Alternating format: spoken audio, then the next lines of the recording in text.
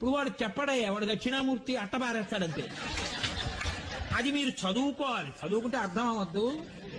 అది లలితా సహస్ర భాష్యం కన్నా కఠినంగా ఉంటుంది అది. అది ఎవరికి తెలుస్తుంది? అది రోజు వెళ్ళేవాడిని ఎవరినో వాడిని తీసుకుని వెళ్ళాలి, వాడిని అడగాలయా ఇదేమిటి.